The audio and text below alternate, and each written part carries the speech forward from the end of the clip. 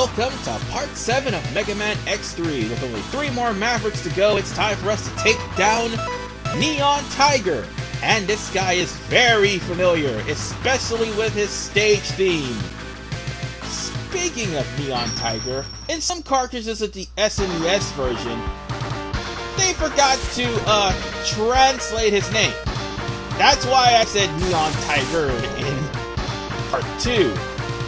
But in later versions of the cartridge, and also the Virtual Console, they actually translated his name correctly. This is an emulator from one of the later versions of the SNES cartridge. But anyway, we are in Neon Tiger's stage. It's filled with dragonflies who, if you shoot, will attack you.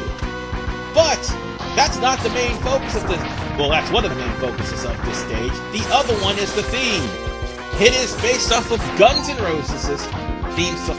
Well, one of Guns N' Roses' song, Mind the Shell. And if you haven't noticed, the stage takes place in the jungle. It's as if Capcom would soon follow a trend of making Guns N' Roses references. See X5 for more details.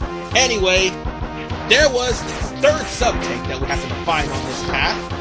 And for the sake of your sanity, it would be in your best interest to not fall off the platforms because everything tends to respawn, but also hitch a ride on these dragonflies to try to make platforming a little bit easier and to avoid those dicks right there.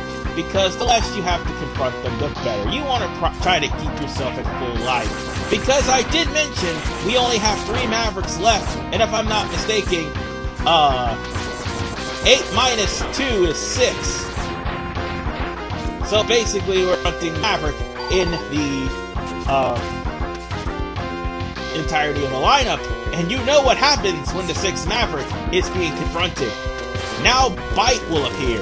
So it would be in your best interest to try at least have some sort of full health. It can be rather tedious though, so bear that in mind. Anyway, now we have the Tornado Fang, and that will make things a little bit easier on us. A little bit, but not by much, because ladies and gentlemen, we are now getting by far the worst part of the entirety of the X series. Enter this Capsule X. This X-Buster upgrade. The upgrade will increase the strength of your charge shots. You will be able to shoot 2 charge shots at once. You could do that in X2, by the way. If timed correctly, you can overlap the shots to create a single cross-charge shot. You could do that in X2, and it's better. The upgrade will also allow you to charge any special weapons. You could do that in X1 and 2, and the Buster is better in those games. Okay, here's what I'm referring to. Let's go into the capsule. You'll see for yourself. But yes, this is the worst Buster in the series, and do you want to know why? You would think that this Buster would be effective if you have a level 3 charge, but it's not! It is the most inaccurate Buster in the game. On top of that, it just weakened the Buster, not made it stronger. So, if you do, however, charge it, it'll only help you climb ladders faster. And now we come to a mid-boss, which is something that is pretty rare when it comes down to the stage design. I mean, it's a little bit different from Tunnel Rhino, where we actually face, provided they show up, or provided it's not the first stage of the entirety of the game, we would face either Bit or Byte, and then go on ahead and face the mid-boss. But things change up a little bit differently here. But this worm should be familiar to all of you. It is from Ground Man's stage, or should I say, it is the basis of the same annoying worm in Ground Man's stage. I'm trying to use every weapon I can to make this easier on me.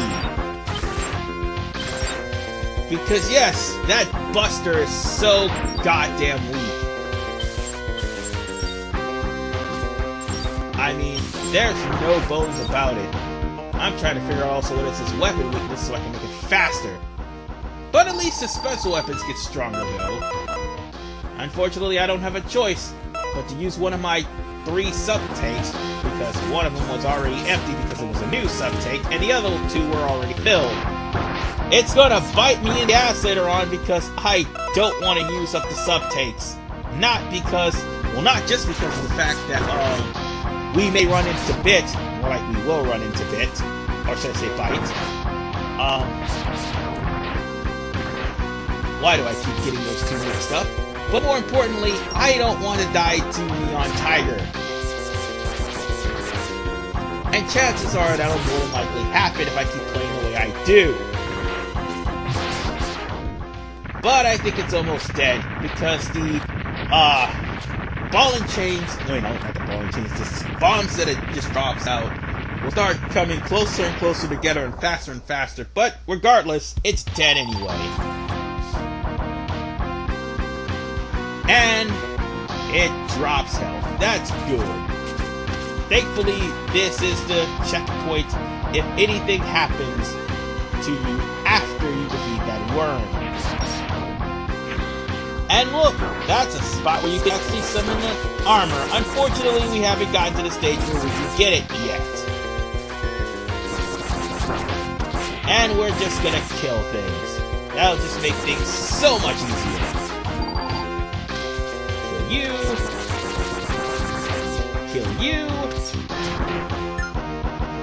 Let's just kill you quickly before you do any more damage to me. Kill you.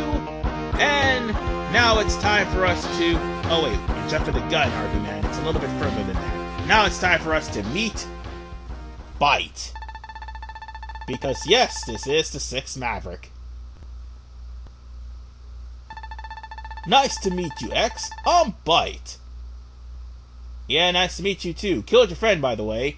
I've been programmed to exterminate you. Oh, shit. These guys are idiots. Anyway, the thing about Byte, he's sort of like Blizzard Buffalo. If he actually grabs you, he'll toss you up into the air and do extra damage to you. Also, be wary that that little dial that he has will keep you from wall jumping. And that's pretty much what he's going to be doing.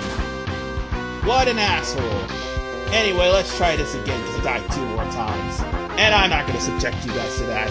By the way, his weakness is the Tornado Fang, and it is also the Ray Splasher, if I'm not mistaken. But mostly the Tornado Fang. Now, if you can, try to jump over him before he runs into you. Then he'll just fall victim to the Tornado Fang. I mean, he is slow, but if you actually jump over him before he hits you and do that shit to you... God, I hate this guy. You can actually, chew through his health real quickly. Oh, god damn it, he still caught me! Alright, let's just use the X-Buster. He's almost dead. I don't want to kill him either because the replacement boss for him in Doppler Stage 1 is worse than the one that shows up if Byte's still alive. And since I've defeated Byte, he's gonna come back.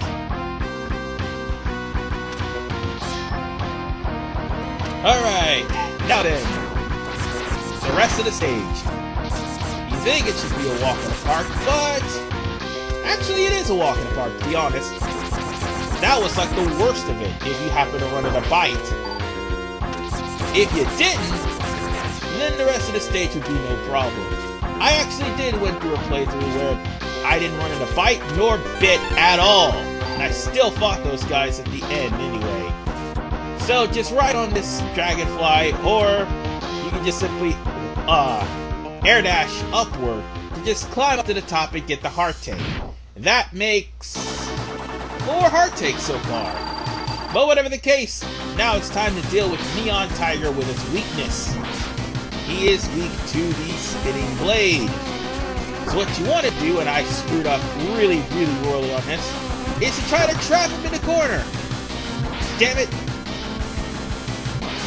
I did not mean to get hit. Alright. Come on, damn! Oh! That asshole! He actually struck me when I got too close to him. That's what I was trying to avoid. Basically, he's Toadman once you hit him with his weakness and try to keep the pattern onto him. Yeah, I know he's one of the easiest Mavericks, but you know what? That's the perspective of a person who could actually keep this guy's pattern on. The one thing about the spinning blade that pisses me off is the fact that it's inaccurate. Despite its energy balance, it is really inaccurate. Now I got him in the Toadman lock. Come on. There will be times that I may inadvertently get hit by his goddamn hitbox. See?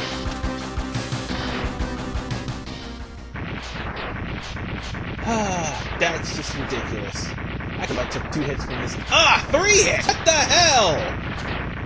Whatever the case, that's how you beat Neon Tiger without getting, well, minus the getting hit part. How annoying. How really annoying. But whatever the case, we're done here, and we have the Ray Splasher as a result. The Ray Splasher is more inaccurate than the spinning blade. What the Ray Splasher does is fire 3 shots per round in random directions. Now, if you charge it, it becomes the Disco Ball of Doom, as it fires several Ray Splashes before it actually dies, or before you get hit, because if you get hit, the charge stops. Just letting you know. Now let's go back to Total Rhino stage, now that I have the Charge Buster part. Remember Volt Catfish's power? Yeah, you see that heart take? Boom! I'm gonna be taking that heart take now, thank you. And no, you can't make that jump. Just thought I'd point that out to you. Next one. Now then, do the same thing you just did for the heart tank. This will net you the helmet for the 3rd armor. Now the helmet is actually one of the more useful helmets. But it's actually more useful once you get your hands on the ultimate chip. Enter this Capsule X. Take this sensor upgrade for your helmet. The upgrade will help you find hidden items based on the satellite readings. You should be able to tell the exact location of items using its ground-penetrating radar.